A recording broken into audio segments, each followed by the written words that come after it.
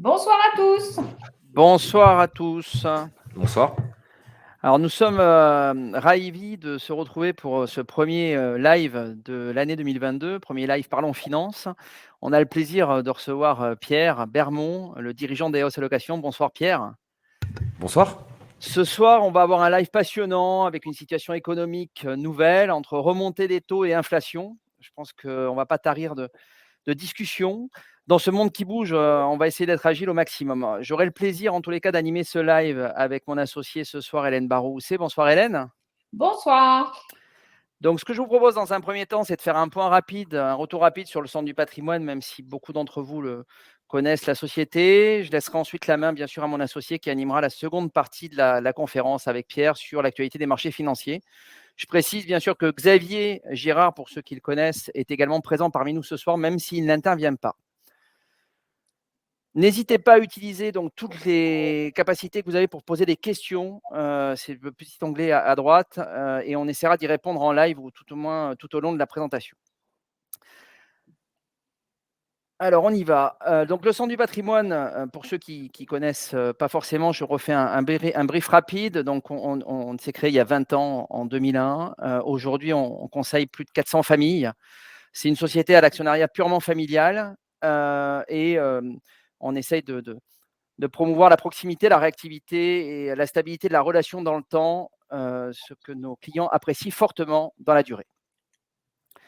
Alors le focus, c'était important pour moi de revenir sur le focus du partenariat que nous avons avec EOS Allocation, puisqu'il y a une histoire forte entre nos deux sociétés depuis maintenant plus de 10 ans. Et en 2016, en fait, on a décidé de mettre en place des profils dédiés et de cette manière d'avoir un pôle de recherche financier au sein du groupe du Centre du patrimoine et EOS Allocation nous permet d'accompagner nos clients plus finement, de faire des points macroéconomiques réguliers, d'avoir accès à des reportings sur les fonds et les gérants. Aujourd'hui, EOS rencontre des centaines de gérants par an. Je n'ose plus dire les chiffres parce que les chiffres sont impressionnants et importants. Donc, Pierre y reviendra juste après puisqu'il va faire un focus sur son métier au quotidien. Et ensuite, au travers de comités trimestriels d'allocation que nous faisons, ça nous permet de piloter les allocations de nos clients en fonction de leur profil de risque, souvent au travers de profils que vous connaissez tous, prudent, équilibré, dynamique, offensif. Si je vous parle de cette terminologie, ça vous parle forcément. Eh bien, en fait, on construit des allocations à partir de ces comités trimestriels en fonction des marchés et du ressenti du risque que nous avons et de nos clients. Et tout cela sans aucun surcoût pour nos clients, puisque concrètement, c'est un service que nous avons avec EOS Allocation et c'est EOS qui nous accompagne donc au quotidien. Et nos clients, pour eux, c'est transparent. Donc, je vais laisser la parole à Pierre qui va se présenter et qui va parler de son métier d'allocataire d'actifs. Oui, bonjour. Merci Jean-Olivier, merci Hélène. Alors déjà, qu'est-ce qu'un allocataire d'actifs? Parce que je pense que c'est pas évident pour tout le monde. Donc nous, notre métier, c'est allocataire d'actifs et sélection de fonds. Allocataire d'actifs, c'est-à-dire quoi? Alors déjà, actif. On va essayer de définir. On se remet, comme si on était au lycée. On définit les termes du problème. Donc les actifs, c'est les différentes classes d'actifs. Donc par exemple, les actions, les obligations.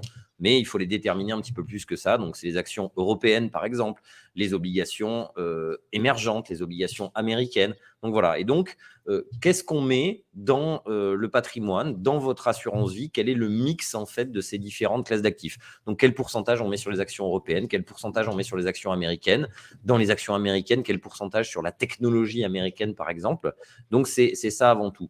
Donc, ça veut dire quoi? Ça veut dire qu'on ne se pose pas la question en amont de se dire c'est quoi le bon fonds. Parce que souvent, je suis sûr que vous avez entendu dire des conseillers en banque, par exemple, vous dire tiens, ce fonds-là, il est super, mais nous, à la base, on dit un fonds. Ce n'est pas un fonds qui compte, c'est d'abord la classe d'actifs et ensuite, on va aller regarder les fonds. Donc, tout d'abord, c'est ce mix de classes d'actifs qu'on va faire, bien entendu, selon des profils de risque, défensif, équilibre, dynamique. Et à partir de ce mix de classes d'actifs, on va aller sélectionner des fonds. C'est-à-dire que dans ces différentes catégories, quels sont les gérants qui peuvent amener le plus de performance? Quels sont les fonds qui peuvent tirer leur épingle du jeu dans cette catégorie? Et donc là, on va effectivement rencontrer, on fait plus de 400 entretiens gérants par an. On va voir les gérants, on s'assoit à côté d'eux et on regarde comment ils choisissent les valeurs, quel est leur process pour essayer de déterminer ce qui va apporter le plus de valeur. Mais avant tout, fondamentalement, c'est le choix des classes d'actifs qui est prépondérant. On dit en général, alors là, il y a plein d'études, mais que globalement, 80% de la variabilité d'un portefeuille provient de l'allocation d'actifs. Le fonds, c'est beaucoup de temps, mais c'est finalement une part un peu plus faible. Alors, on n'est jamais à l'abri de très bonnes surprises et de pépites, et c'est bien là notre métier. Eh bien, dans ce cadre-là, eh bien, on a noué un partenariat avec le Centre du patrimoine et également avec Épargnissimo pour justement travailler à quatre mains. Parce que l'idée, là-dessus, Jean-Olivier et Hélène sont plutôt très compétents en allocation d'actifs et en sélection de fonds. Quand j'ai rencontré Jean-Olivier, on va dire, c'était pas sa passion, mais pas loin. Donc, c'est des échanges nourris pour justement faire cette allocation d'actifs. Mais le Centre du patrimoine et Épargnissimo ont décidé finalement de s'adjoindre les services d'un allocataire d'actifs et d'une société d'allocation d'actifs et de sélection de fonds, parce que je ne suis pas seul, et aux allocations, c'est 6 personnes. C'est 3 analystes financiers à temps plein qui regardent justement les fonds et l'allocation d'actifs. Et donc, le Centre du patrimoine et Épargnissimo ont décidé justement d'avoir une société dédiée à cette activité. Merci Pierre pour cette présentation très claire. Je pense que là, c'est très très clair et je pense que les clients l'auront bien compris que la sélection d'actifs est importante. Donc justement, pour parler de ça, maintenant, aujourd'hui, par rapport à ça, est-ce que tu pourrais nous faire un bilan 2021 qu'est-ce qui s'est passé? Qu'est-ce qui a été, je dirais, entre guillemets, le plus important et qu'est-ce qu'il faut en retenir? Alors oui, tout à fait. Alors revenons sur 2021. 2021, il y a eu une très forte disparité à l'intérieur des performances. Globalement, c'était une bonne année comme à peu près aucun stratégiste n'avait prévu.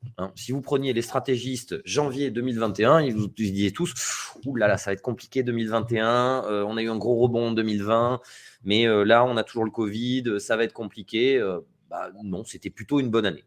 Mais dans cette bonne année, comme vous le voyez, il y a des très fortes disparités. Alors là, on vous a mis les performances 2021 en partant des meilleures performances jusqu'aux plus basses.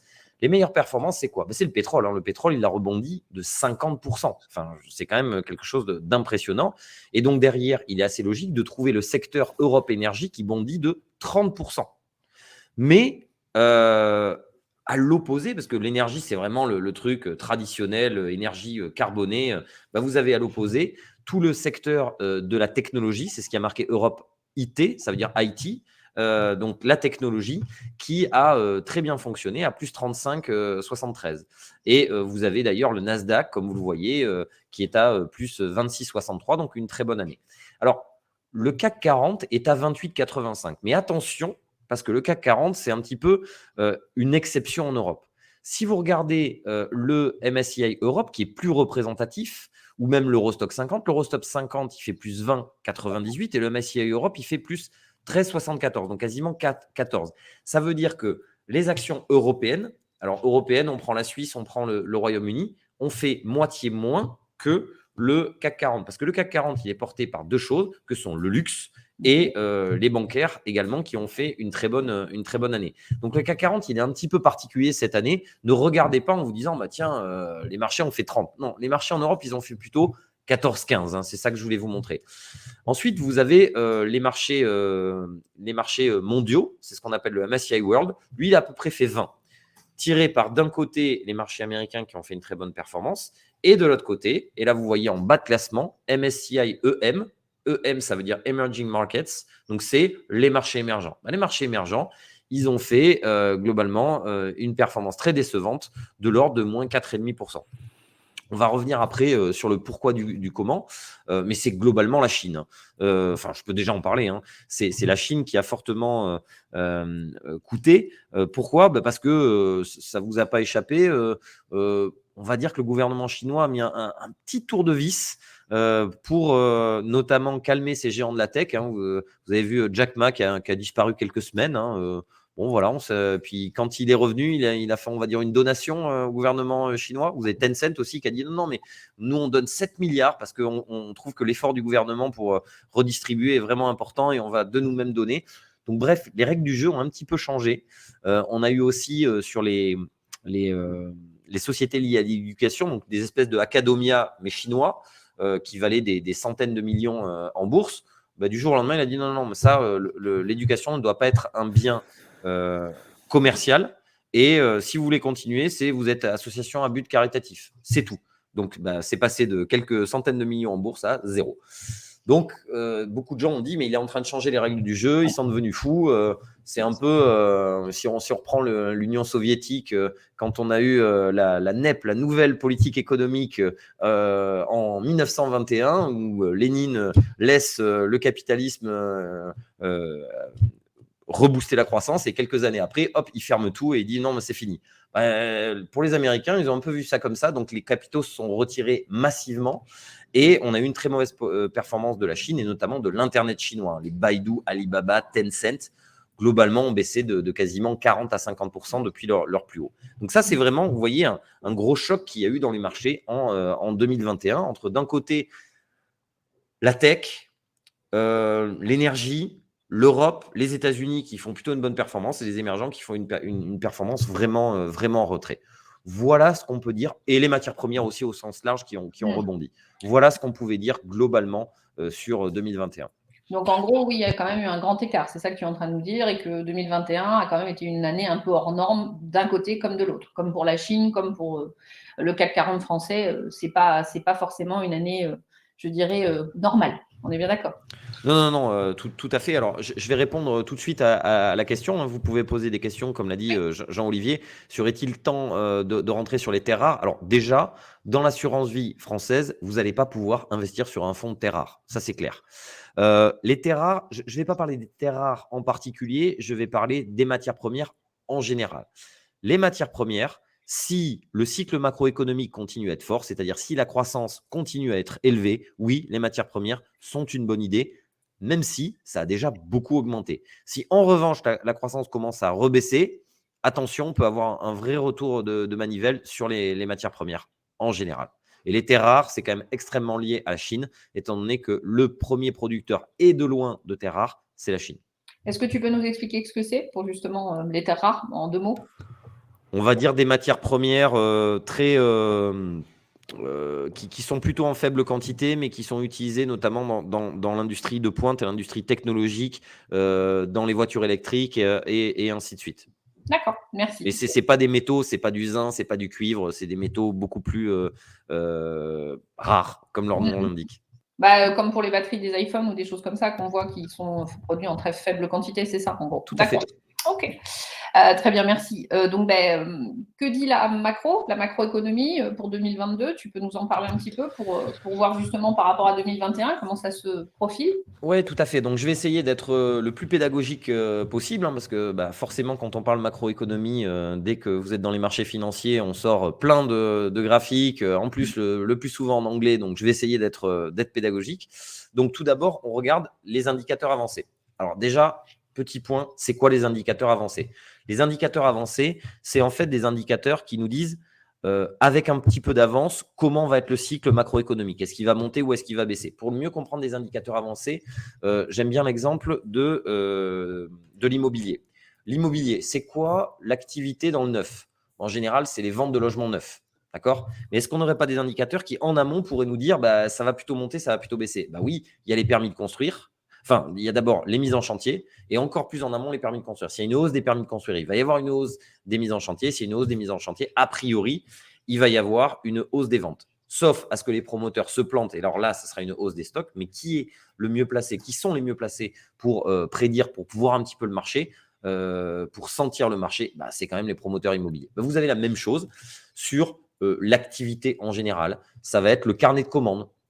Il doit y avoir pas mal de Toulousains qui nous écoutent ce soir. Le carnet de commandes, regardez Airbus, un carnet de commandes qui grossit en soi, ce n'est pas du chiffre d'affaires, mais c'est du chiffre d'affaires futur. Ça veut dire que le chiffre d'affaires va augmenter. Vous avez la confiance des industriels. Vous avez également la confiance du consommateur. Tout ça, ce sont des indicateurs avancés. Donc, on va les regarder ensemble. Ici, vous allez en vert, en haut à gauche, les indicateurs avancés, c'est l'enquête de confiance des entreprises en zone euro.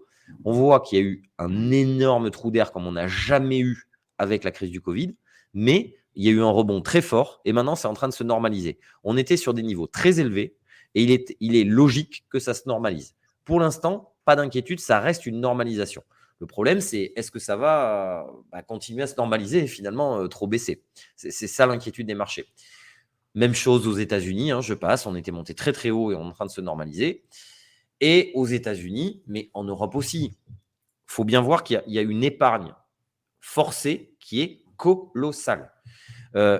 En bleu, vous avez l'épargne qui s'accumule.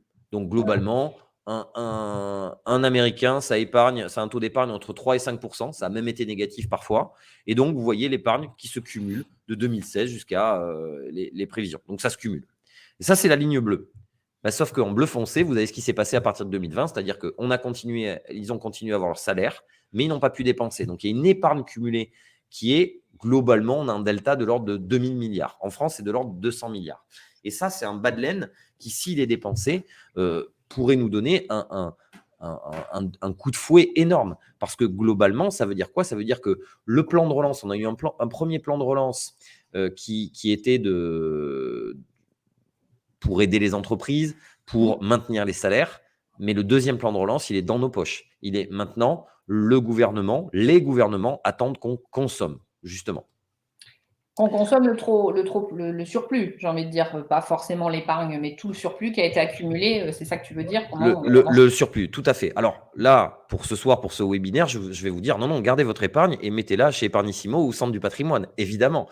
Donc effectivement, cette épargne forcée, c'est plutôt une aubaine pour tous ceux qui captent l'épargne. En revanche, pour tous en globalité, il faut qu'il y ait une partie de cette épargne qui soit consommée. Sinon, c'est une mauvaise nouvelle macroéconomique. Ça veut dire qu'on pourrait revenir en récession et ça, ce serait une mauvaise nouvelle pour les marchés. Donc, in fine, ça ne sera pas une bonne nouvelle. Voilà. Et donc, tout ça est lié à la confiance du consommateur. Et c'est ce qu'on va voir par la suite. Petit point quand même sur les émergents. Donc, toujours le même indicateur. C'est le même. Depuis tout à l'heure, on regarde ce qu'on appelle les PMI. C'est globalement un indice de confiance sur les entreprises. Donc, c'est un indicateur avancé. Et regardez en bas à droite. En bas à droite, c'est l'indice pour la Chine. Le problème, c'est que ça s'est normalisé, mais c'est allé beaucoup plus bas. Ouais. Et c'est ça dont on a peur. On a peur qu'en Europe et aux États-Unis, qu'on fasse la même chose que la Chine. Parce que n'oublions pas que la Chine est sortie en avance de la crise du Covid. Et donc, elle est en avance dans le cycle par rapport à nous. Et donc, ce qui se passe en Chine, on le regarde en se disant, peut-être c'est ce qui va nous arriver dans 6 mois, 1 an. Et vous voyez, en Chine, ça n'arrête pas de baisser. Alors, les tout derniers chiffres ont été plutôt bons. Hier soir, la Banque centrale chinoise a baissé ses taux. Ça a donné un coup de fouet aux actions chinoises. Je vous parle de hier soir, enfin de cette nuit. Mais globalement, ça baisse. Nous, on pense que ce n'est pas le futur des pays développés pour plusieurs raisons. La première, c'est ce que je viens de vous montrer. Cette épargne forcée, vous n'avez pas ça en Chine. Parce qu'en Chine, ils n'ont pas soutenu, ils n'ont pas subventionné les entreprises et le consommateur comme on l'a fait. Donc, on n'a pas cet effet. Comment dire, mais en revanche, ils sont moins endettés que nous, pour le coup. Enfin, ils sont très endettés, mais nous, on a mis un boost d'endettement qui est phénoménal. Donc, on ne pense pas que ce soit le cas. Et en plus, eux ont commencé à avoir une politique monétaire beaucoup moins accommodante. Globalement, en Chine, on ouvre le robinet à liquidité, on ouvre le crédit via les banques commerciales ou on le referme. Le gouvernement chinois a bien vu qu'il y avait 2 problèmes auxquels il fallait s'atteler. Trop de crédit dans l'économie et 2, et c'est lié, une bulle immobilière. Donc, ils ont refermé le robinet à crédit. Et donc, c'est pour ça qu'on a eu Evergrande. Evergrande, c'est ce fameux promoteur chinois qui est en défaut. C'était le 2e plus grand promoteur chinois. Et globalement, il est en train de tomber, de faire faillite. Mais attention, pourquoi ça n'a pas explosé de partout? Parce que c'est le gouvernement chinois qui, quelque part, c'est un dommage collatéral par rapport à leur politique de régulation du crédit. Et donc, ils le gèrent. Ils sont en train de gérer ça. Et d'ailleurs, c'est ça qui est magnifique. Enfin, des fois, ça fait sourire quand même ce qui se passe en Chine, mais sourire dans le bon sens du terme. Parce qu'après, on pense ce qu'on veut. C'est un pays autoritaire. Voilà, il y a plein de mauvais côtés. Mais bon, dire que l'éducation n'est pas un bien commercial et qu'il faut arrêter, c'est plutôt une bonne chose. En tous les cas, moi, c'est ce que je pense. Et pour vous dire, pour Evergrande, bien entendu, le PDG, il est riche à milliards. Et ils lui ont dit, non, mais maintenant, tu vas payer, toi, sur tes deniers personnels. Ça, vous imaginez qu'on fasse ça à Jeff Bezos, à Bolloré non, ça n'arrive pas, ça. Non, ça Donc, bref. n'arriverait pas, oui, c'est clair, c'est une évidence. Bah, Mais quoique messieurs Arnaud et messieurs Bolloré étaient devant dans la commission du Sénat là, cette semaine pour répondre à la concentration dans les médias français. Mais on ne leur demande pas encore de payer de leur poche. Mais bon. il n'y a pas encore de sous demandés. Mais donc, par contre, la banque centrale chinoise et les banques centrales, nous, que l'on connaît, n'ont vraiment pas tout à fait la même politique à l'heure actuelle. Non. Et justement, ça tombe bien, c'est exactement ce que je voulais vous montrer. En Chine, on regarde, alors nous, en Europe et aux États-Unis, on regarde combien de milliards met la banque centrale dans le marché. Je vous la fais courte, mais c'est ça. Combien ils achètent d'obligations? On dit non, c'est pas la planche à billets, mais techniquement, c'est la planche à billets. On finance les gouvernements. Hein. Aujourd'hui, il faut savoir qu'à peu près 40 à 50% de la dette, du stock de dette européen est détenu par la Banque centrale. Et en plus, vous allez me dire, oui, mais elle prend des intérêts. Oui, mais si elle prend des intérêts, elle les rend aux États. Donc, c'est pareil que si on faisait marcher la planche à billets. Bref. En Chine, donc c'est ce que je vous dis, on regarde le crédit. Et on a une mesure qu'on appelle le Credit Impulse. C'est quoi? C'est on regarde si on retire du crédit. C'est ce que vous avez vu, regardez sur le graphique 2020-2021, on retire du crédit. Alors, la courbe verte, c'est le glissement à 12 mois. Et la courbe blanche, c'est à 6 mois. Donc, c'est une moyenne à 12 mois ou une moyenne à 6 mois. Et vous voyez que là, maintenant, on repart sur du crédit positif. Donc, ça veut dire que la politique monétaire redevient accommodante. Et donc, c'est pour ça qu'une des grandes questions, vous avez vu que la performance des émergents n'a pas été bonne. Et une des grandes questions, c'est ce fonds-là, il n'est pas bon, il faut peut-être le sortir. Non, nous, on pense que c'est plutôt le moment même de renforcer sur la Chine. Et c'est notamment ce qui a été fait. Ça dépend, alors, bien entendu, les profils et les portefeuilles que vous avez au centre du patrimoine ou chez Epargnissimo. Mais c'est ce qui a été fait en fin d'année de renforcer les actions chinoises. Et effectivement, là, en plus, on a eu, je vous dis, cette nuit, les actions chinoises ont bondi de 2%, en complet contre-tendance par rapport aux autres marchés, parce que justement, on a une politique qui redevient accommodante et on a des marchés, on le verra après, qui ne sont pas très chers. Donc, ils ont rouvert le robinet, en fait, en gros. Hein, c'est ça. Oui, tout à fait. Pour faire simple. Le problème, c'est que la confiance du consommateur, elle n'est pas bonne. Et comme je vous l'ai dit, on n'attend qu'un truc, c'est qu'on consomme à nouveau. Mais si on n'a pas la confiance du consommateur, on ne va pas consommer. Donc, je parle de vous, en fait. Je parle des consommateurs, de vous, de nous. C'est vrai que globalement, avec Omicron, compliqué de consommer. Et puis, il y a aussi l'inflation. Et ça joue pas mal aux États-Unis aussi. La courbe aux États-Unis, elle est à peu près la même. Hein. Elle n'a pas la même forme, mais globalement, on revient sur les plus bas. Parce qu'avec l'inflation, c'est du pouvoir d'achat qui s'en va. Sachez quand même qu'aux États-Unis, et je vais y venir dans une seconde, l'inflation, elle est à 7%. Bon, je viens tout de suite d'ailleurs. Elle est à 7%. Et l'inflation hors alimentation énergie, c'est-à-dire vraiment l'inflation cœur, elle est à 5%.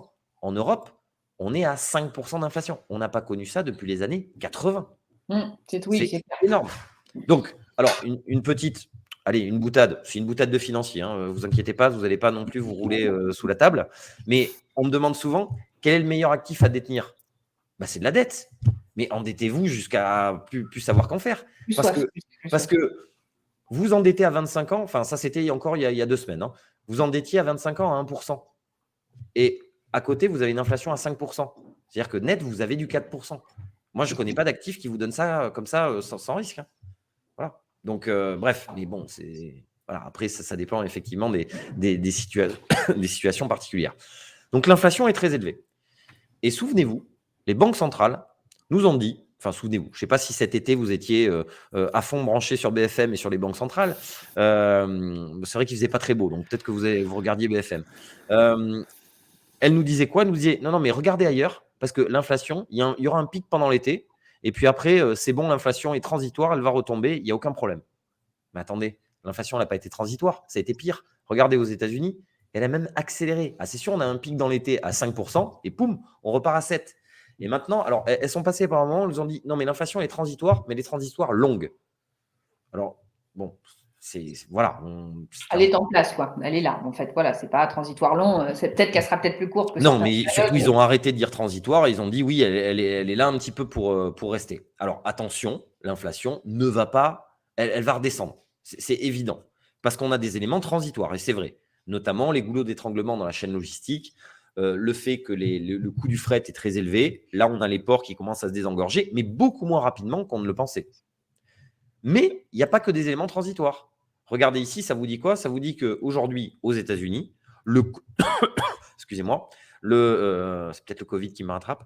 On a mais je vais essayer de finir quand même je vais finir la D'abord, on est en conférence. vidéo, donc au moins on est tranquille. Hein. Là, Et donc, vous avez les logements, le prix des logements qui augmente sur un rythme de 20% par an. Et les loyers sur un rythme de 13 à 14% par an.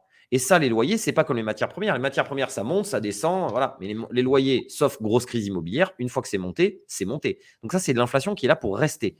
De plus, les matières premières continuent à augmenter. Le pétrole, il est en train de franchir record sur record. Alors, record, pas le record de 2008. 2008, je vous rappelle, $147 le baril. On en est encore loin. Mais on est en train de remonter. et l'inflation salariale, justement, par rapport à ça? Oui, et voilà, on y vient. L'inflation salariale. On nous avait dit, il n'y aura pas d'inflation durable tant qu'il n'y a pas d'inflation des salaires. Mais ça commence. Alors, surtout aux États-Unis. Ce n'est pas encore vrai du tout en Europe.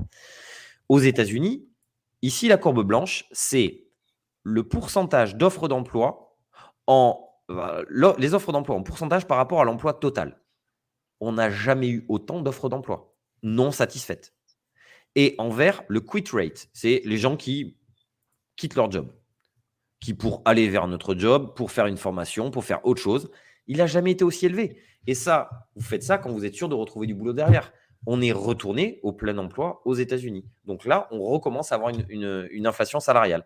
Et donc ça donne quoi? Donc là, c'est un petit graphique pour dire globalement, fonction de la croissance et de l'inflation à venir, quelles sont les classes d'actifs à privilégier.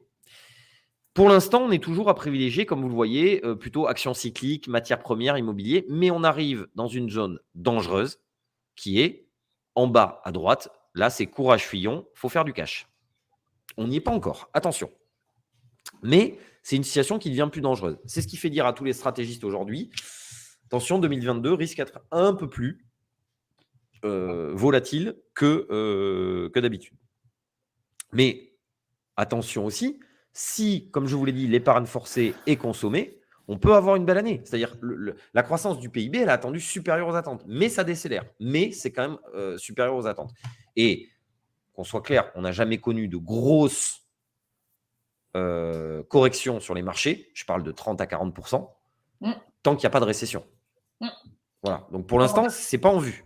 Tant qu'on n'a pas de récession en vue, on est quand même encore à peu près tranquille pour aller justement. Tout à fait, mais n'oublions pas non plus que les marchés sont toujours en amont. C'est-à-dire que la récession, si elle est dans un an et demi, c'est maintenant que les marchés vont commencer à baisser. Voilà. Je ne dis pas que c'est le cas. On pense plutôt que la croissance va être certes en décélération, mais qu'elle va être plutôt supérieure aux attentes. Parce que justement, est-ce que tu peux nous expliquer rapidement, si tu veux bien, justement, la différence entre croissance qui décélère et récession pour une croissance qui décélère, c'est là, la croissance était sur un rythme entre 5 et 7%, donc très élevé. Et alors ça, c'est pas tenable, c'est juste un rattrapage de 2020. Et là, on va passer sur une croissance qui va être plutôt de l'ordre de 3%. Mais 3% pour l'Europe, c'est champagne. C'est encore très élevé. Et une croissance plutôt de 2,5, 2,6 en 2023, ce qui est encore une fois élevé également. Et là-dedans, sachez également que la France est plutôt bien positionnée. L'Allemagne est plutôt en train de décélérer fortement, alors que la France est plutôt très bien positionnée et plutôt au-dessus de ses camarades. Alors, à crédit. C'est ça. On a plus subventionné que les autres. Mais on verra dans 10 ans. Dans 10 ans, on pourra dire c'était plutôt ça la bonne politique ou pas. Ou peut-être que nos amis allemands nous diront vous avez encore beaucoup trop dépensé, vous êtes encore le boulet de l'Europe avec des taux de dette sur PIB très élevés. On verra. Pierre, oui. Tu peux juste revenir sur ce schéma, ce graphique, et expliquer qu'en fait, c'est l'anticipation qu'il faut prendre en compte et pas la situation à l'instant T. C'est ça un peu le but de ce graphique, parce qu'on m'interroge souvent sur ce graphique. Et c'est bien pour ça que je n'ai montré jusqu'ici que des indicateurs avancés, puisque ce qu'on regarde, ce qu'on scrute, c'est quelle va être la tendance dans les mois à venir. Et là, vous allez me dire, mais attendez, vous êtes tous en inflation plus et vous avez dit pourtant que l'inflation allait baisser. Oui, mais attention, je parle de l'inflation totale avec alimentation énergie et qui, là, à notre sens, peut baisser parce que c'est tout bête. Quand le pétrole, il est à 85, mais s'il est à 85 pendant un an et qu'il est toujours à 85, ça veut dire inflation zéro, là. Donc, il faudrait qu'il monte plus. Or, voilà, on pense que ça va être un peu… Enfin, ça peut, mais ça va être compliqué. Par contre, l'inflation hors alimentation énergie, les salaires, les loyers, on pense que ça va continuer. Voilà. Donc, c'est vraiment sur les mois à venir, sur les trimestres à venir. J'ose espérer tout de même que le pétrole, oui, pour tout le monde, hein, parce qu'à la pompe, tout le monde le sent passer ou pour se chauffer également. Donc, ça serait Ce plutôt qui est, bien qu'il reste. ce qui est important pour nos clients de comprendre, c'est qu'en fait, nous, ce qui va être important, c'est d'anticiper, parce qu'on a souvent tendance à regarder la performance passée des fonds et des actifs. Et donc là, l'intérêt de ce graphe est de comprendre, nous, notre travail quotidien, ton travail quotidien et nos échanges réguliers, c'est de comprendre qu'en fait, nous, on va essayer d'anticiper ce qui peut se passer dans les mois qui arrivent, parce que ce qui est important, c'est la performance qui va être délivrée dans les mois qui arrivent et pas regarder la performance future. Donc souvent, on nous interroge, Hélène et moi, sur des fonds sur lesquels justement on a eu des performances qui n'étaient pas forcément au rendez-vous les mois ou les années précédentes, mais c'est souvent sur ces fonds-là qu'on va aller chercher justement l'anticipation future. Tu me tends une perche. J'ai préparé justement 3 slides là-dessus pour vous montrer la rotation qu'on peut avoir et des fonds qui sont dans les profils et qui certains ont très bien performé mais ont beaucoup plus de difficultés maintenant, et à l'inverse un fonds qui a très très mal performé et qui est stratosphérique en ce moment, parce que effectivement attention à la chasse à la performance passée. Aujourd'hui je ne mettrai pas $1 sur des fonds de technologie américaine. Oui, clairement, oui. Voilà. Alors que si vous regardez la perf à 5 ans ou à 10 ans, elle est stratosphérique. Et justement, parce que la transition est parfaite, parce que par rapport à ça, justement, est-ce que tu peux nous parler des valorisations à l'heure actuelle, justement, par rapport à ça, qu'est-ce que ça va donner? Est-ce que c'est sûr, sous-valorisé? Voilà. Alors effectivement, dans notre prisme, on regarde la macro, mais derrière la valorisation. Alors la valorisation, je ne vais pas forcément rentrer dans les détails techniques de ce graphique. Sachez que plus c'est haut, plus c'est cher, plus c'est bas, moins c'est cher. C'est ce qu'on appelle le PE, le prix divisé par les bénéfices futurs. Vous constatez déjà qu'on est globalement cher. Aujourd'hui, le fait qu'on ait des taux à zéro, tout est cher. Vous l'avez vu sur l'immobilier. Moi, je suis bordelais, donc ça a explosé. Vous l'avez vu à Toulouse, à Paris, partout, l'immobilier. C'est normal, les taux sont à zéro. Donc, à partir du moment où vous empruntez à zéro ou si vous empruntez à 5%, vous n'avez pas du tout la même capacité d'achat. Et donc, ça s'est ressenti et ça se ressent sur tous les marchés financiers. Le plus cher, c'est les US. Alors, vous allez me dire, on a un peu baissé là sur votre graphique. Certes, on est passé du 1% le plus cher de l'histoire au 5% le plus cher de l'histoire. C'est quand même très cher. C'est quand même très, très cher, oui, en effet. La courbe verte, c'est les émergents. Les émergents, ils ont baissé. Pourtant, les bénéfices sont montés. En Chine, ça a beaucoup baissé. Donc là, c'est vraiment ce qu'il y a de moins cher. Et en Europe, c'est ce qu'il y a de plus sain, en fait. C'est que c'est la courbe bleue. Pourtant, les marchés ont monté, mais ça a baissé. Pourquoi? Parce que les bénéfices ont monté beaucoup plus vite que les cours. Et donc ça, c'est une bonne, c'est plutôt très bien, très bien. Mais ça reste globalement cher. Faut pas. Ça veut dire quoi quand tu dis ça? Ça veut dire qu'en gros, ça veut dire tout simplement les sociétés ont été très très rentables, on est bien d'accord, hein, Elles ont fait de bons bénéfices, ouais. Elles ont fait de très bons bénéfices, mais que par contre leurs cours, même s'ils ont monté, ils n'ont pas monté autant que les bénéfices. On est bien d'accord, c'est ça que tu veux expliquer. Tout à fait.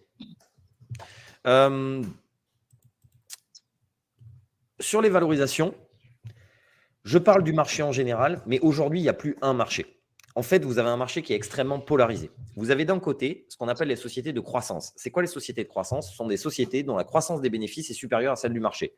C'est quoi? C'est le luxe, c'est la technologie, c'est dans certains cas la consommation de base, c'est du L'Oréal, c'est des choses comme ça. C'est une croissance supérieure à celle du marché. Ça, c'est ce que vous avez ici en bleu ciel. Et ça, c'est la valorisation. Donc, encore une fois, plus ça monte, c'est même pas le cours, hein, c'est la valorisation. Parce que, attendez, si ça monte parce que les bénéfices sont plus élevés, c'est normal.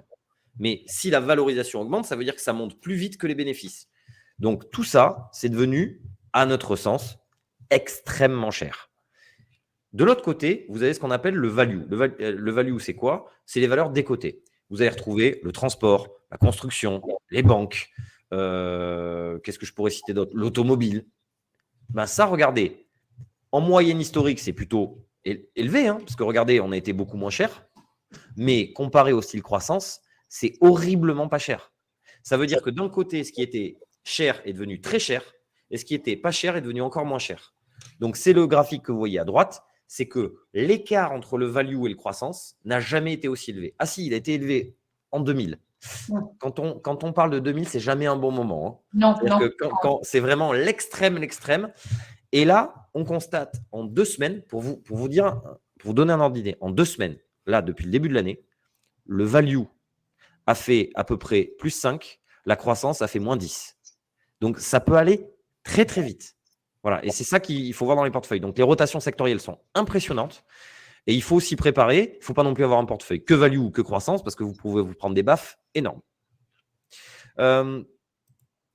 Voilà. Et sur la valorisation, dernière chose, sur le crédit. Alors là, c'est l'inverse. Le crédit, c'est les obligations d'entreprise. Plus c'est élevé, plus vous avez des rentabilités fortes. Plus c'est bas, moins vous avez des rentabilités fortes. Aujourd'hui, on est au ras des pâquerettes. On est au plus bas historique. Donc, globalement, sur les obligations d'entreprise, circuler, il n'y a rien à voir. La rentabilité ne compense plus le risque. Pas d'intérêt d'y aller. Vous n'êtes pas payé pour prendre du risque. Donc, notre idée, c'est pas le moment d'y aller. Il y a un intérêt, c'est sur les obligations émergentes, obligations d'entreprises émergentes, pour vous donner un ordre d'idée, avec les mêmes fondamentaux. Quand je parle de fondamentaux, c'est les bilans. Est-ce que le bilan est sain ou pas sain? Quel est mon stock de dette par rapport à combien je peux faire de bénéfices? Les fondamentaux sont à peu près 2 fois meilleurs dans les émergents. Et au lieu de vous rémunérer du 2,5, on vous rémunère du 8. Voilà à peu près l'idée à risque équivalent. Voilà. Mais attention, hein, les émergents, le problème, c'est la liquidité. Voilà. Ça peut être intéressant. Alors maintenant, le contrariant. C'est un petit peu ce qui nous fait peur dans le marché. Les petits trucs, les petits drapeaux rouges qui nous disent attention. Là, vous savez qu'on peut jouer avec ce qu'on appelle un effet de levier. C'est-à-dire que vous avez des supports qui vous disent je peux acheter du CAC 40, mais je peux même faire du CAC 40 x2, x4, x10. Alors attention, hein, ça va dans les deux sens. Hein. Si le CAC 40 perd 2, ça veut dire que vous perdez 20 hein, avec un CAC 40. Et vous avez la même chose en short. x-2, x-4, x-6. Short, tu peux expliquer rapidement? C'est x-2, x-4. Vous gagnez quand ça baisse. Globalement, vous voyez que le marché est en général au-dessus de 1. C'est-à-dire qu'il y a plus de fonds qui jouent la hausse que de fonds qui jouent la baisse. Eh bien, aujourd'hui, on est arrivé, vous voyez, ça a extrêmement monté. Ça veut dire que le marché, il est ultra spéculatif et les gens jouent avec beaucoup de leviers à la hausse. Et le marché, d'habitude, il est fait par des institutionnels. Aujourd'hui, c'est les particuliers américains qui ont la main. Globalement, ils jouent avec, et jouer est vraiment le terme, avec 2 000, 3 000, 5 000 $, mais avec des gros effets de levier. Et donc, tout ça mis bout à bout, c'est des dizaines, voire des centaines de milliers d'épargnants. Ça fait des montants colossaux et c'est eux qui ont la main sur le marché. Vous l'avez vu. Ça, c'est ce qui est sorti et qui a émergé pendant justement le Covid. Les gens c'est les fameux Robinhood. Voilà, c'est ce que vous voyez sur Robinhood. Donc, il y a une application, mais vous jouez à la bourse. C'est-à-dire que Robinhood, c'est quand vous gagnez, mais c'est ça, vous gagnez. C'est-à-dire que vous avez des petits soleils qui sortent de votre téléphone en disant « Ah, super, vous avez gagné », comme si vous jouiez à Candy Crush. C'est la même chose. Sauf que derrière, les gens ne le voient pas, mais ce sont des produits dérivés. Donc, avec un effet de levier important. Et le marché est là-dedans. Ça veut dire que c'est un marché ultra spéculatif. Ça a deux implications. Ça peut continuer à monter nonobstant les fondamentaux. C'est-à-dire que même si les fondamentaux se dégradent, comme je vous l'ai montré, ça peut continuer à monter. Donc, il faut rester investi. Mais d'un autre côté, s'il y a une baisse, ça peut accélérer la baisse. Parce qu'à un moment donné, avec de l'effet de levier, vous êtes obligé de vous couper. C'est comme sur les cryptos. Et c'est en général les mêmes personnes ils ont un compte sur les crypto-monnaies et un compte sur Robinhood et ils jouent sur la tech américaine. Et donc, ça peut faire vraiment baisser le marché. Deuxième chose, on est à un pic d'introduction en bourse. On n'a jamais eu autant d'introduction en bourse. Globalement, ça veut dire quoi? Qui introduit en bourse? C'est les gens dans le private equity. Ils sont en train de dire « Oulala, les valos sont tellement élevés, c'est le moment que je sors tout. » Donc, ce n'est pas forcément une bonne nouvelle. Et là, pire que ça, vous avez ici, c'est les chiffres des gens qui, des cadres dirigeants d'entreprise qui vendent leurs propres actions. Je ne sais pas si vous avez suivi là, Elon Musk qui a tweeté, qui a dit « Bon, là, est-ce que je ne vendrais pas 1,5 milliard de mes propres actions ?» Et les gens disent « Ah ben oui, voilà », et il les a vendus. Les gens ne font pas ça, les dirigeants d'entreprise, quand ils pensent que leur société est largement sous-valorisée. Donc, il y a une survalorisation. Alors, attention, encore une fois, je ne suis pas en train de vous dire le marché va s'effondrer, c'est la cata. Parce que ce que j'ai essayé de vous dire, c'est qu'en globalité, c'est cher. Mais en fait, il y a des choses très, très chères et des choses pas chères. Donc, plutôt se concentrer sur les choses pas chères et, comme d'habitude, avoir un portefeuille diversifié et équilibré. Mais oui, on a un positionnement de risque qui est plutôt plus bas que d'habitude.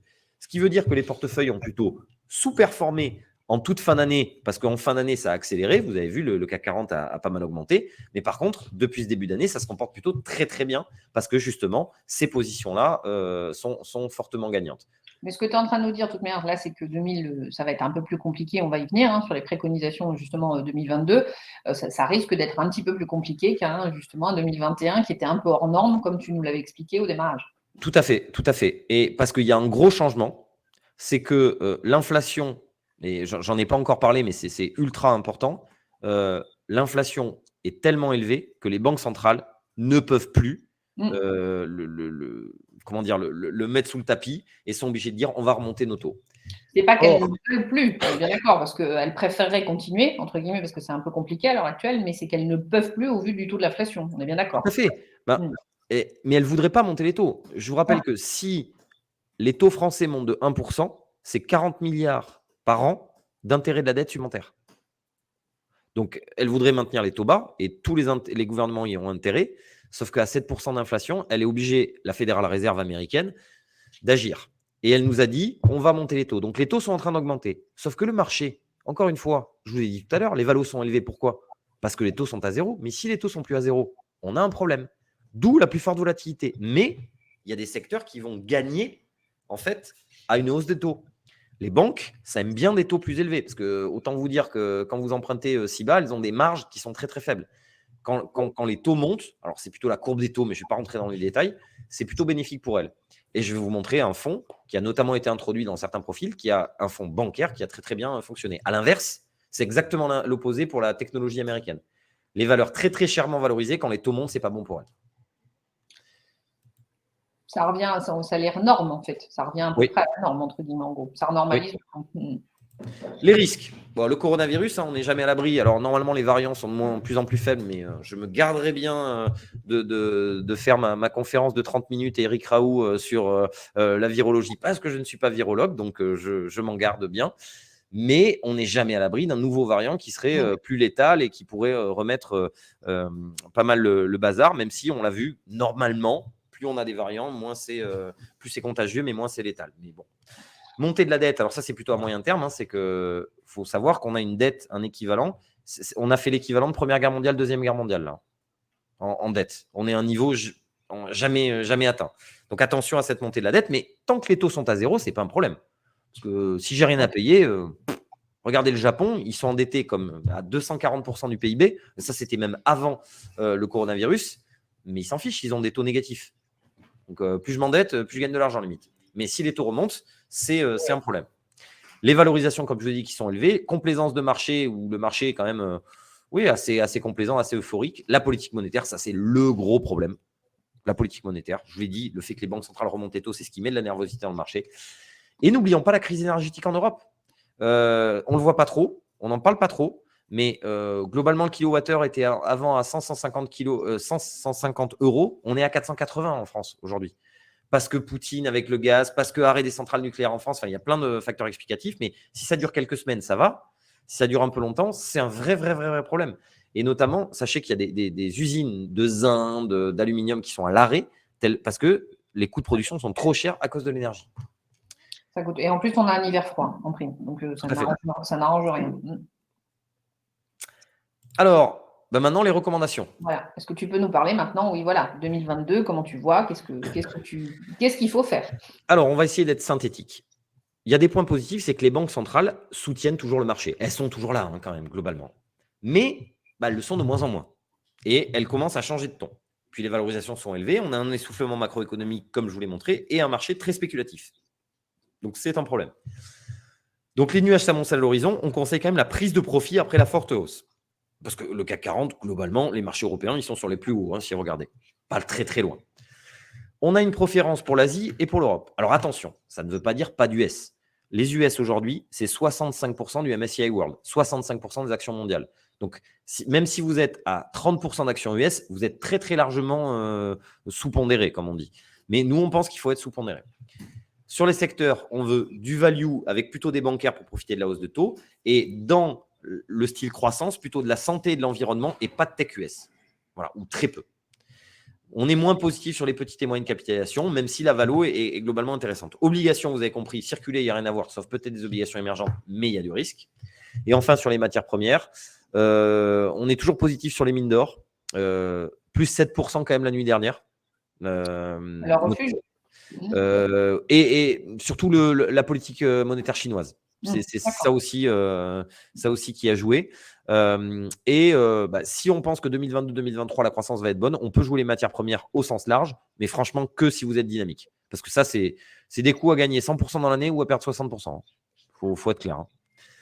Voilà globalement sur les recommandations. Et je voulais terminer en vous montrant 3 fonds que vous allez pouvoir… Avant de rentrer dans les fonds, ce qui serait intéressant, c'est qu'on pose un sondage. J'ai préparé un sondage. Alors, il y avait juste… Hop, alors, je suis en train de le finaliser. Voilà, donc je vais… Donc, fin 2022, pensez-vous… Hop, alors, on peut le publier. Donc, fin 2022, pensez-vous que le CAC 40 sera plus haut qu'aujourd'hui, plus bas qu'aujourd'hui ou stable? C'est un peu la question qu'on se posait tout à l'heure et que tous les analystes de toutes les banques se risquent à faire en début d'année. On a un peu le prévisionnel en début d'année, on le voit hein, sur tous les revues que nos clients peuvent lire, que ce soit le revenu investir, le particulier ou autre. On voit tous les prévisionnistes qui sont là, à combien sera le CAC 40. Donc, on peut se lancer J'ai peut-être un petit peu biaisé le sondage. Ah non, justement. Justement, c'est intéressant. On va voir un peu si concrètement, on a un sentiment plutôt positif, négatif. Voilà, donc pour l'instant, on est on est pour l'instant 67% plus bas qu'aujourd'hui. Hop, on attend un peu les votes. Toujours plus bas qu'aujourd'hui. Ah, il y a quelques optimistes. Ok, stable quand même. Hein. On a une position stable assez élevée. Hein. Ok, bon, intéressant. Ok, parfait. Donc, on finit à combien? Parce que je ne le vois pas, moi, donc Jean-Olivier, dans le coup, entre… 59% plus bas, 29% stable et 12% plus haut qu'aujourd'hui.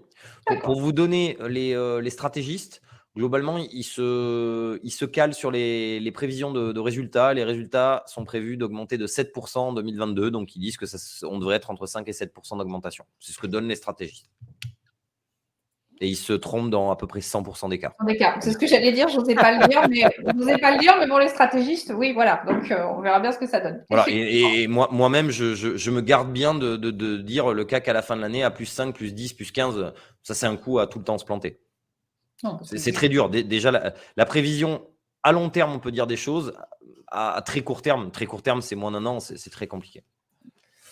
Alors, justement. Focus fonds, c'est ça que tu voulais faire. Focus fonds. Voilà. Donc, ça, c'est ce fonds sur les banques européennes qui a été rentré dans quelques profils. Mais regardez, si je regarde la performance passée, j'ai pas envie d'y aller. Hein. Le fonds, depuis 5 ans, il a fait du moins 40. Hein. Donc, on n'a vraiment pas envie d'y aller. Hein. Mais regardez derrière, ça a extrêmement augmenté, ça a même accéléré début 2022. Justement parce que hausse des taux, c'est plutôt positif pour les banques. Et donc, comme les banques étaient très très peu dans les portefeuilles, on a eu un rebasculement assez fort pour acheter des banques. Et maintenant, est-ce que c'est toujours le moment d'y aller? Elles sont un peu plus chères, c'est certain. Mais on pense qu'il y a encore du potentiel. Mais tout est lié au taux. Donc, c'est pour ça que la politique monétaire, c'est vraiment la politique monétaire et l'inflation, puisque les deux sont liés. Ce sera vraiment ce qu'il faut regarder. Ouais, le grand sujet de 2022. Et à l'inverse, Pictet Digital. Ah ben là, et encore une fois, c'est un des seuls qui reste dans les portefeuilles en technologie. Et ce n'est pas que de la tech, parce qu'il y a aussi des télécoms. Mais vous regardez la performance passée, vous dites, ben, j'achète tout de suite. Le fonds, il fait 200% de performance il fait 100% de performance en 4 ans. Ben, sauf que regardez, hausse des taux, ça baisse. Et encore, je peux vous dire qu'il a beaucoup moins baissé que le reste. Hein. Dans sa catégorie, c'est un des meilleurs. D'où l'importance, encore une fois, de l'allocation d'actifs par rapport à la sélection de fonds. Lui, c'est un des meilleurs fonds dans sa catégorie. Pourtant, il est en baisse. C'est ça. Voilà. Alors qu'on peut avoir le plus mauvais fonds, mais dans la bonne allocation d'actifs, c'est essentiel. Oui. Et également, alors, comme je vous l'ai dit, nous, on maintient l'environnement. L'environnement qui a fait une très, très belle performance, mais qui là rend la performance à court terme. Mais on pense que la lame de fond est tellement importante sur les valeurs liées à l'environnement. Et je ne suis pas en train de parler d'ISR, d'investissement socialement responsable. On pourrait en parler, mais là, c'est vraiment sur l'opportunité financière. Ces valeurs sont globalement chères, mais il y a des plans d'investissement qui sont tellement colossaux en Europe et aux États-Unis qu'on pense qu'il y a quand même un intérêt à aller sur ces valeurs-là, même si elles sont un peu chères et même si avec la hausse des taux, ça rend de la performance. Mais encore une fois, on ne peut pas mettre tout un portefeuille sur le value, tout un portefeuille sur les bancaires, parce que ça, c'est le meilleur moyen de se planter, parce que quand il y a des rotations de style, ça peut être du 10-20% en quelques semaines. La preuve, c'est en train de se passer. Voilà. Mais nous, on a plutôt, dans les profils, un biais plutôt value. Donc, ça se passe plutôt bien depuis le début de l'année. Très bien. Donc, c'est bon, tu as vu les 3 fonds que tu voulais nous faire en focus? Tout à fait. Très bien, donc parfait. Donc, merci déjà pour. Est-ce que tu as quelque chose à rajouter par rapport à l'ensemble? Je dirais. Non, mais c'est le moment. Si vous avez des questions, c'est le moment de les poser. Voilà, puisqu'on est arrivé à peu près à la fin de notre entretien, en tous les cas sur ma partie. Donc, n'hésitez pas. Si vous avez des questions, surtout n'hésitez pas, que je puisse les relayer à Pierre. Apparemment, c'était très clair. Apparemment, c'était très clair. C'est un des lives Parlons Finance où on a aussi peu de questions. Donc, soit on a été très clair, soit on va se poser des questions. C'est ça. C'est là où l'autre, on est bien d'accord. Donc, par rapport à ça, donc pas de questions. Donc, très bien. Donc, merci beaucoup, Pierre, par rapport à tous ces éclaircissements donc, pour cette année. On se retrouvera normalement dans la deuxième partie de l'année pour justement revoir par rapport à tout ce que tu as pu nous dire aujourd'hui, voir ce qui s'est passé et comment justement on va faire, aussi bien au niveau de l'inflation, comme tu nous le dis, la politique des banques centrales. Donc, ça sera intéressant de le voir ça courant du deuxième semestre. Vous pouvez retrouver ce live donc sur notre chaîne YouTube. Donc, surtout, n'hésitez pas. Et bien évidemment, nous sommes toute l'équipe, on est à votre disposition pour répondre à vos éventuelles questions. Donc, n'hésitez surtout pas. Merci pour tout. Et puis, je vais vous souhaiter une excellente soirée. Et puis, à très bientôt pour un prochain live Parlons Finance ou d'autres sujets. Merci beaucoup. Au revoir. Belle fin de journée. Au revoir. Au revoir.